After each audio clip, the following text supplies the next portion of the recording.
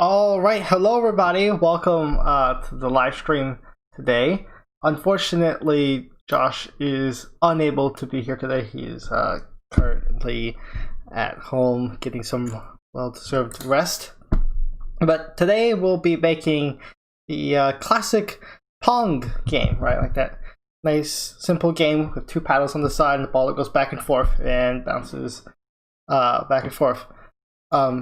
For those guys who do not know what Pong is, this is what we'll be making today, where I have two paddles, a ball that goes, and then whee, and the ball goes back, and then the other person hits the ball like that.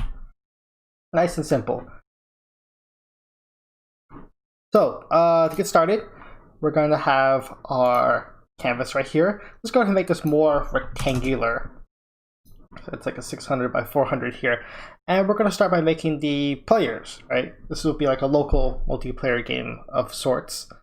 And we just go here, create a new file. Let's call this player.js, I guess. Right here, so we can make a new class called player. And so each player, when we make a new player in our constructor, let's say we want to give it, they need an X position, right? And it needs a Y position. So the X position is going to be based on which player it is, if it's on the left side or the right side, right? So we'll pass in the X and we'll set it equal to X.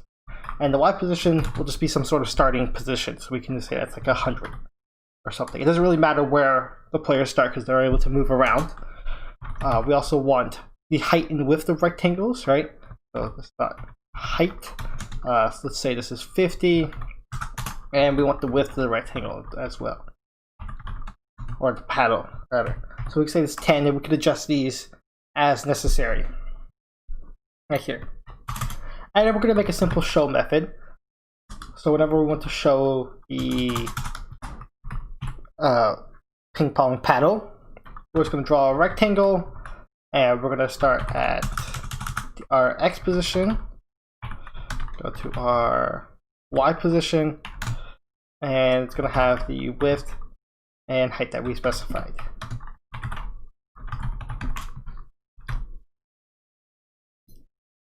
So just like that. And then if we go here and we link our player.js file right here in our HTML page. That's not how you spell player. There we go, player.js. We go to our sketch thing, and we're going to make a new player. So we say like player 1, and then player 1 equals a new player. And if you remember, in our player thing, we're going to give it an X to determine if it's on the left or right side. So we'll just say this is 10. So we'll go over a little bit, and the paddle should be somewhere around here. Go here, we can do player 1 dot show. Just like that. Push run. Woo! We get a rectangle. And then we can do the same thing for player 2, right? So we say we want a new player 2 person. And we can copy this right here. Player 2, except this time we want it to be over on the edge. So let's go and put 590, I think. And then we go down here, and we can do player 2 dot show. Oh, looks like it's a little too close to the wall. Let's make that 580. Right here. Alright, so far so good. We have our two paddles. They don't exactly move yet, though. So we're going to make them move here. In our draw function, we're going to do an if statement. Let's just focus on moving the left paddle right here. I'm going to use the if key is down method right here. And then we're going to do something if the key is down, say player 1 dot move, right? In this case, move up. So we'll give it a 1 for like positive. And then let's maybe put W in there. And if we copy this, if key is down, and then we do S, right, like your W, your S, and we'll give it a -1. Now, The problem with this is that if we push run, W is not defined, so we have to use the key code for whatever W is. And so we just go here, we type in JavaScript key codes. This handy dandy website where if we type W, oh, it tells us it's 87 right here.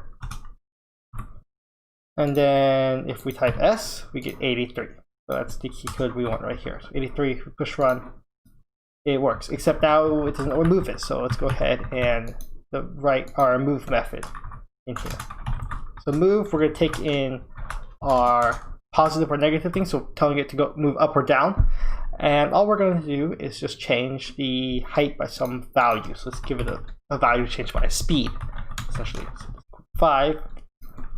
So this dot y actually plus equals speed dot speed. Oh, someone says, can you please slow down? Okay, yes. So what we're doing here is we're taking the y of the paddle and we're moving it up or down depending on the speed of it times the direction we want to go. So we're either going to feed in a positive one or a negative one. So if it's a positive one, it just adds speed to it, and if it's a negative one, then it just it subtracts the speed, or it subtracts the speed from the y value. Now if we push on it, we can move it up and down. Except we do have a small problem where, because the paddle, well, you can't see this, but like on my end, if I push S to go down, it moves up, and I push W to go up, it moves down. That's because it starts kind of at 0 up here and it goes down, so the y-axis is inverted. So all we need to do is just switch this so that it's a negative, and now if I push W to go up and S to go down, it works just like that. Now you might notice a small problem where we can also go off the screen. What we're going to do is we are going to constrain it. You might remember this from our endless runner string, where we're going to say this dot y, and we're just going to constrain it using constrain right here, and we're going to pass in this dot y, and then we're going to put in our lower and upper bounds. In this case, the lowest that we want the y to be is 0, and the highest we want it to be is height, right? The height of the screen. So if we push run, we see it like stops right there, and we push down, oh, it goes down a little more. So we want height minus the height of the rectangle. Just like that. Now we push run, it stops here, and if we go down, it stops right there as well. What this constraint, oh no. So what this constraint method is doing is it's taking in the y value and saying, okay, it has to be within these two values right here, and that'll be the new y value right there. Okay, so now we did that. We can go ahead and copy these and implement it for the player 2, the second player on the right here. So we'll change these to player 2. And then we had to change the key codes, right? Because the player 2 is going to use the arrow keys or something like that. And in this case, we can just type in up arrow like this, or down and down arrow. These are like hard-coded key codes essentially, and everything should stay the same. So now, if we move the left player, we can also use the arrow keys to move the right player, just like that, and it's bounded automatically right there. Okay, so now we have our two things going like this, and yeah. Now let's the next logical step, I think, is just to add a ball in, right? So we're going to go here to our sketch files, create a new file, call this ball.js, add the file in right here, and then we're going to do a class ball, like we always do, and we're going to give it a constructor. So what does the ball need whenever we make a new ball? Well, we want it to start at the center, usually, right? So this dot x equals width divided by 2, and the y position of the ball equals the height divided by 2. So it's taking the height and width of the window, dividing it by 2, and it's going to place the ball at the very center. Now we also want a radius of, sorry, so this dot, we can call this radius equals, let's give it a, let's say 10 or something right here. And so now if we go and we do a show method right here, so we're going to draw the ball. All we want is a circle with starting this x and a y position of this dot y and a radius of this dot radius right here. And it'll just make a circle at the center. So if we go back here, okay, we have to link our script file. Then we can go here and we can just draw, or we have to make a new ball rather. So let ball, and then ball equals new ball, and we're not passing in a parameter at all. So let's make a new ball here in our setup function, and in our draw function, which is called every frame, we just want to do ball dot show, just like that. Whoa, it's there in the center. And yeah, just to help us visualize this a little more, usually there's a line down the center, so we can do a line. And we want, in our line method, we have our x and y coordinates of the first point, x and y coordinates of the second point. So that's 300 in the x, 0 for the top of the screen, which would be right around here, and then 300 for the x again, and 400 for the y, which should be down here. Just run, and now we get this, and we can see our ball situated in the center right here. And you can also say that maybe our paddle should be situated towards the center as well at the beginning. So what is the height divided by 2? So that, yeah, oh, now they're slightly below. So height divided by 2 plus 25. Nope, minus 25. Minus 25 is the way to go. So now they start at the center right here. And the balls and your paddles can move up and down. But this is kind of boring because the ball is not going anywhere, which means that no one is going to win ever, unfortunately. So we're going to have to give it some momentum. And in our player thing, we just have a speed. It's just a constant how fast it moves in the y direction, but in our ball we're going to have to calculate its x and y momentum. So we're going to have a this dot dx, so a change in x. We'll set that equal to nothing right now, and this dot dy, we'll set it to nothing right now. Okay, so we'll do a little move thing right here, a move method, right? So when we tell it to move, we want to change the x, so this dot x plus equals by the whatever the dx is. So like if like it's saying, okay, every frame you want to move the x by 1 pixel or something, so you would set dx equal to 1, and it would add 1 to the x every time move is called. We'll do the same for y, dy right there, and let's just yeah, that should be good right there. So now what we can do is we can give each one of these like values, like 1 and 1. We can go here, and then we can go down here, and we can say ball dot move like this. We're telling the ball to move every frame as well. And look at that, it moves. It moves. It's going. It's going. Oh.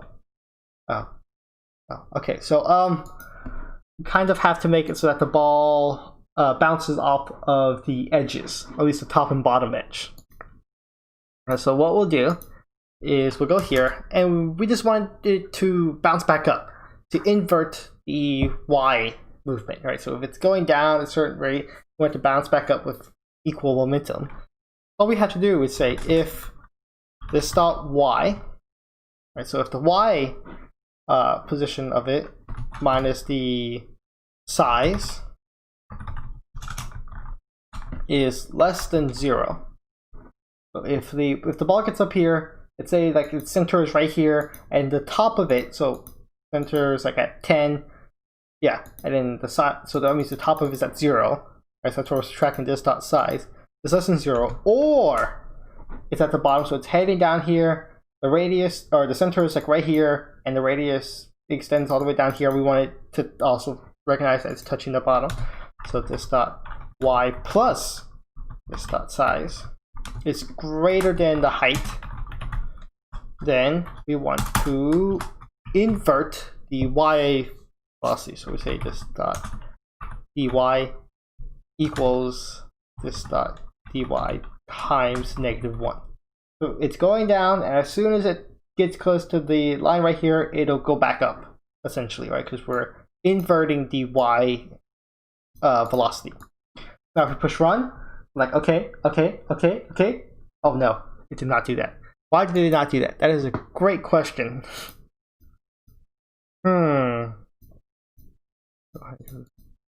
Times -1.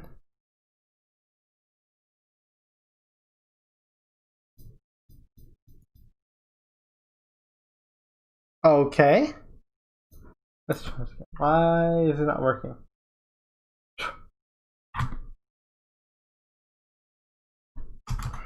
Let's see.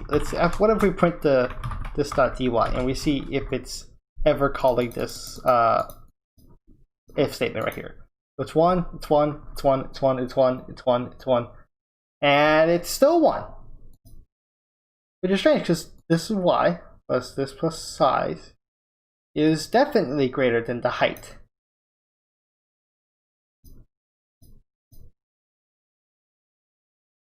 Okay.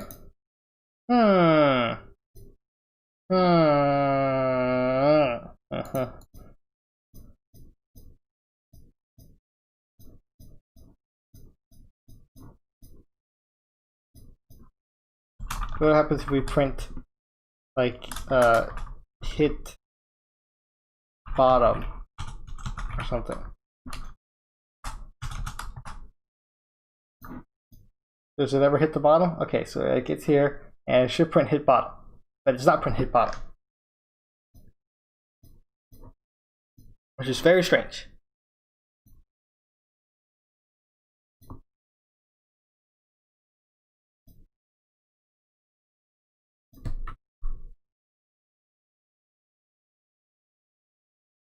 Oh, I know why. Because we're not using size, we're calling this radius right here. Yeah, so we're defining as radius. I don't know why I type size instead. So now if we push run, it should be boom. Okay. Oh, it went straight to the paddle. So now we have another problem. Well, at least our ball bounces off correctly. So if we get rid of all these print statements here, and then we could change this to like 2. Actually, we'll keep this at 1. We want to show you the bouncing effect. So like maybe like 5. Something, so it goes up, boom, boom, boom, and well, we missed it, and we couldn't do anything because there's no collision detection either. So now let's add some collision detection there, right? We have to determine whenever the ball hits the paddle. So after the ball moves, let's go ahead and determine collision detection. Right here. So we want to let's see if the player 1 dot hits, and we're gonna give it a ball. So we're gonna have a method called hits on the player, and we're gonna determine if it's in contact with the ball, and if it is, it'll return true. Then we want to say the ball is hit. And what's interesting is because all we're gonna do is reverse the x direction of the ball. It doesn't actually matter which paddle is being hit, because if it's coming from this side, and it just inverts the x direction, right? And if it comes from this side, it inverts the x direction. It is the same thing no matter which paddle it comes in contact with. So we're going to say ball is hit, and we don't have to tell which paddle it hit. And then if player 2 got hits, and if it hits the ball right here, so passing the ball, then we also want to do the same thing. Ball is hit right there. Now we have to go in and make our two methods. We have to have our hits method and is hit method. So we go in here. Let's do our hits method first. So hits, and we're passing the ball. Just like that. And so like last time, we used a library for this, and we used the same library this time in here. This is called the P5 Collide 2D library. So we're importing it in our index.html file in the scripting right here. And if we go here and we look at this right here, we can see this is a collision detection library.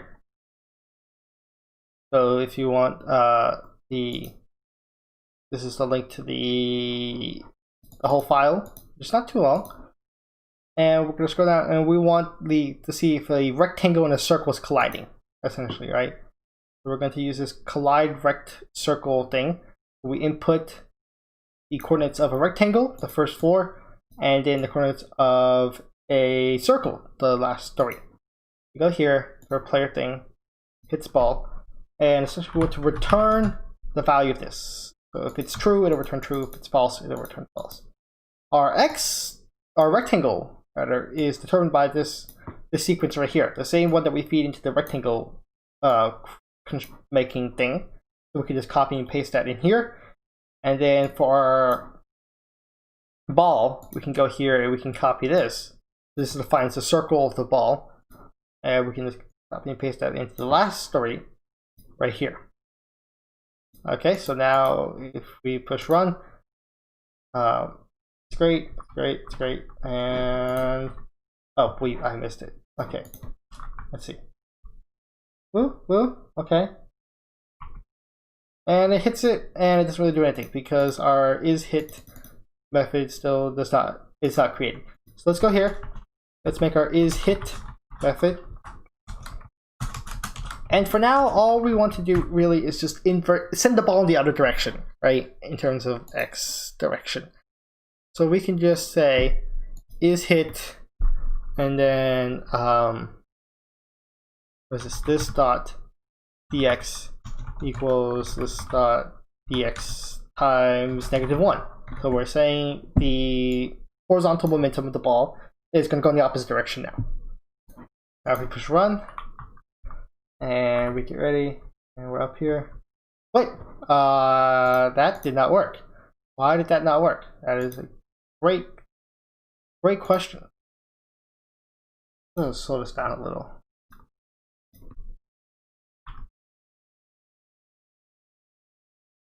Okay, so it looks like it's not detecting that it's getting hit. So player 1 that hits ball.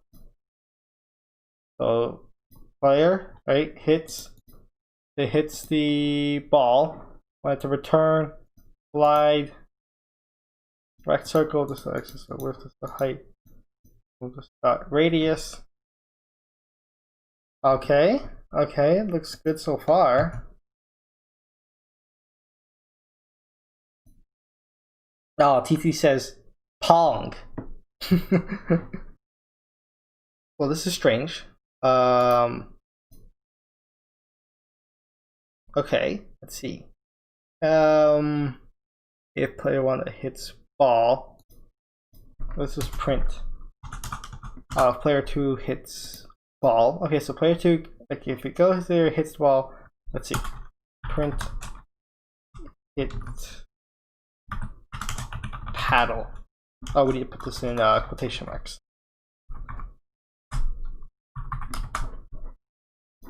Okay, we're here. Let's see this. So we have the ball. The ball is coming towards us. Wait. Oh, Josh is unfortunately sick, not with coronavirus, just feeling a little under the weather. Currently at home, laying down. He had a terrible raspy voice this morning, and so he unfortunately had to sit this one out. Now, why is it not detecting if the player 2 is hitting the ball? Let's see. So, if player 2 dot hits, we have a hits thing here, right? There is a. Oh, I just pushed it. Okay, there is a hit stink. It taken in the. I know why. Because this .x refers to the player's x value and not the ball's x value. So we need to change this to ball.x, ball.y, and ball.radius. Now if we go here, okay, moment of truth. We're way here, way here. Poof! Oh look! It bounced back. Oh, I'll tell him you said he hopes to get better soon. Okay. Yes. Thank you, TT. Oh, look! Oh, I'm so happy. Although, you know, if only Josh was here to witness this amazing Pong game that I'm playing for myself. Okay, so now we can also add some other things to this. First of all, we might want to add some random momentum at the beginning so we don't know exactly where it's going the entire time. Let's go ahead and say random. What do we want? Give it a random thing from like 1 to 3. We want to give it some little oomph in the x direction, right? We also want to multiply it by like, well, let's go from -3 to 3, and then for the y, we don't want to give too much y change because it becomes a little hard. 0.5. Let's go from -2 to 2 or something. Okay, look at that, and shapow. Oh, we don't want to turn off the hit paddle thing. Nope, this one. Oh no, come on. Boom! Okay. Look, programming and playing Pong at the same time. Brilliant. Alright, so we did that. Now, obviously, let me just show you something. If I don't hit it and it just goes away, that we need to reset the game every time it goes out, right? We'll make a new section like reset the game, where, or maybe not. Yeah, well, let's call it reset for now. But really, like, it's not completely resetting the game. It's just resetting the position of the ball.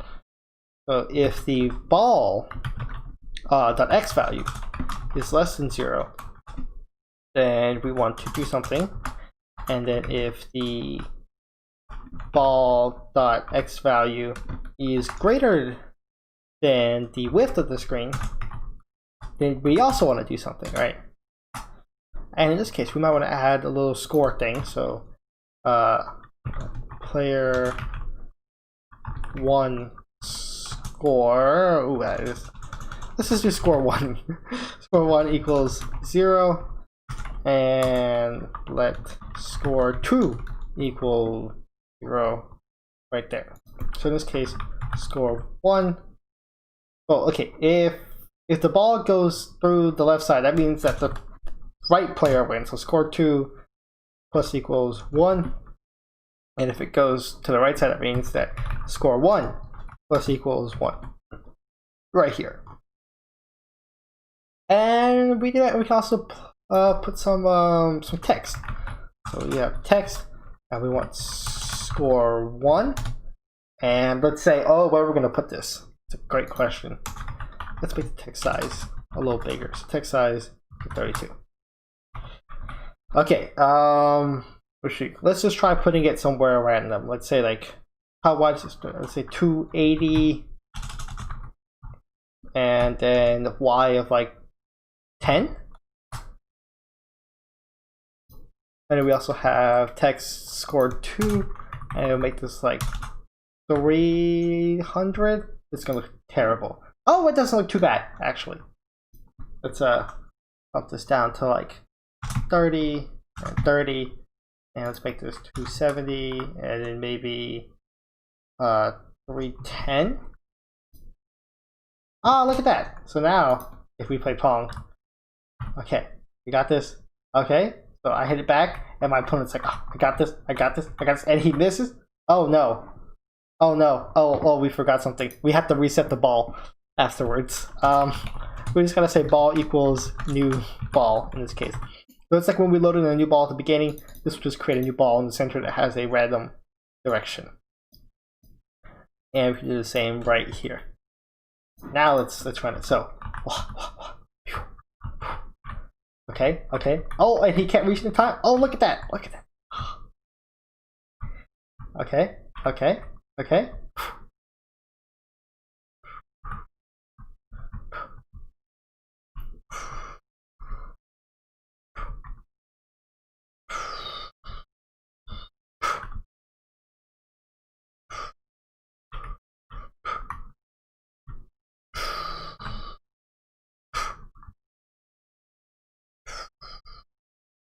Oh no.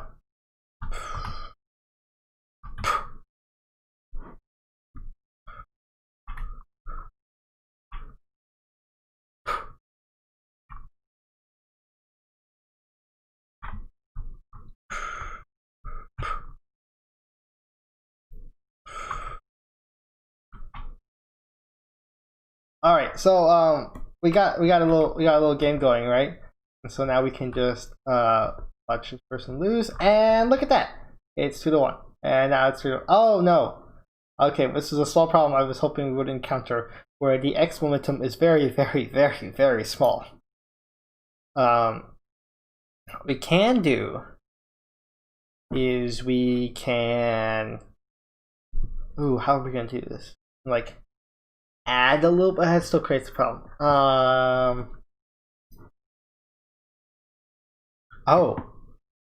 Oh, I know. Okay, we can.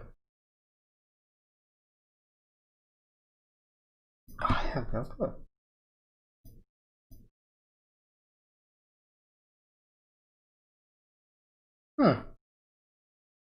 Well, I mean, we could just leave it like this, really.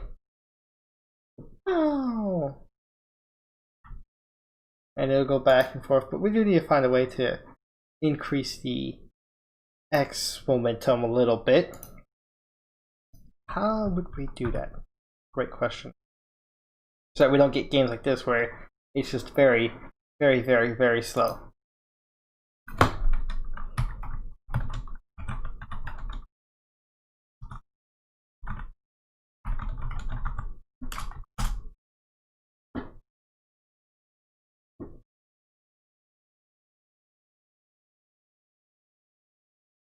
Oh, okay. Well, here's what we can do. We can say it's from like 2 to 3, right? Or maybe like 2 to like 3.5 or something. And then we can multiply this by another random selection. But this time we give it an array of -1 and 1.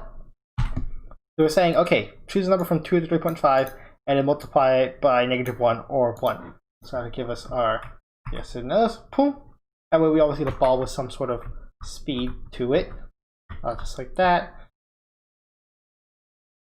We can also add some more variations onto this, like with every paddle hit, it speeds up the ball a little bit. So if we go here, we can say if player 1 hits the ball, then ball is hit, and then ball dot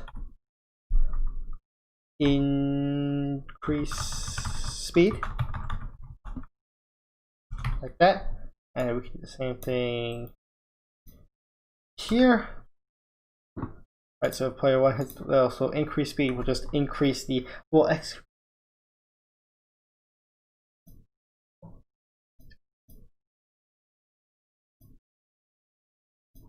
So if it's here, it's going this way, we increase speed in the positive direction, and this one will increase speed in the negative direction. We'll go here, we'll make a method called increase speed. Like this, it'll take in a variable right here, and we'll close this method off. So now, if the ball hits the pad on the left side, we'll just make a new variable called speed increment. We'll set it equal to something like 0.25 or something, some smallish number. Then increase speed, and we can just say this dot dx plus equals this dot increment speed, right, times x. Right here. In this case, x is if it's going, which direction it's going. Right here. So now we hit the. Oh. Now we go here, and we hit the. What? Oh my. Okay, so if player 1 hits the ball, it is hit. It goes in the opposite direction. Increase speed by 1. So we want to increase the speed by 1. So we go increase speed with 1 in here. This dot speed increment. It should add it to the dx, right? Because it's calling this, it's inverting it. Let's see. Print this dot dx, and then print this dot dx afterwards. Okay, and then pow. Ah, this dx equals something, and it doesn't want us to add. Oh, because speed increment is not increment speed. That is why. So yeah, that is my bad. Chappelle, and then Chappelle, and then Chappelle, and Chappelle, and then Chappelle. And as you can see at the bottom, as we go along to the game, it gets slightly faster and faster until the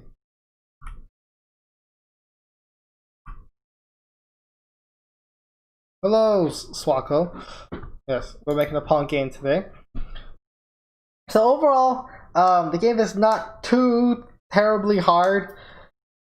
We can obviously you can add some more decorations into here, maybe customize the color of the paddles and stuff, and the balls, and add your own little variation to the game. But overall, it's not too terribly difficult. I don't think. Yes, well, it is 2-player right now, except it is me versus myself. So I am currently playing this epic game of Pong against myself right now. Looks like myself is very good.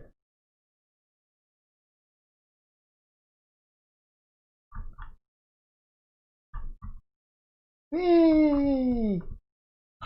There's also there's something I tried doing whenever we were testing this out, where you could actually because our collision blocks is a whole rectangle and not just a line, you can kind of do stuff like that where you bounce it off the edges of the rectangle, which is not intended behavior, but it is quite fun. Adding a robot player is possible, although the hard thing, I think, would be adding a robot player that will occasionally lose. So for a robot player, you just have to tell it to move to the expected. I'll see sometimes stuff like that happens with the weird rectangle collision box. You might want to consider making the rectangle skinnier and switching, either doing that or switching to a line collision. But because the robot player, they just predict where the ball is going to go and just move there automatically. So it kind of takes a little bit of the fun out of the game, I think.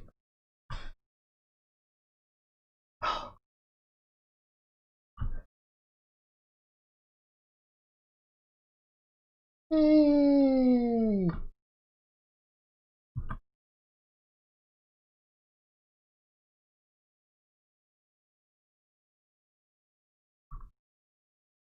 An update frequency? Oh, like how fast it chooses where to go. Oh, I mean that could work.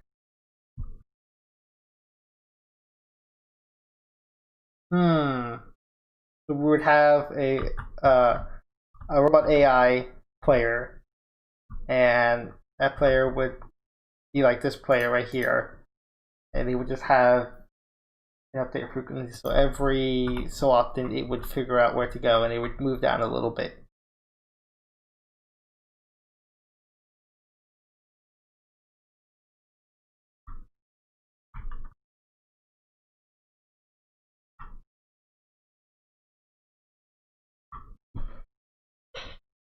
Ooh, how would you do that?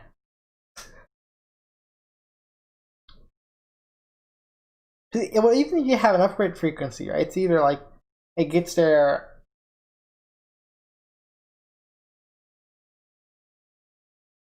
Then it just gets there almost all the time, except for whenever it can't get there.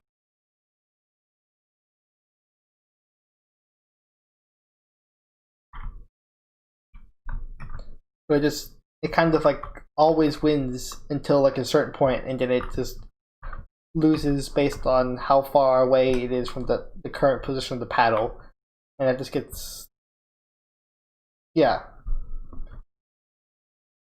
Then they would still win all the time up until a certain, like there's like a radius around it where it can win, and that would just slowly decrease to the point where it has its effects, but it still makes it so it's not the funnest thing to play against. Also, we do have a problem where the text is not aligned anymore. Yay!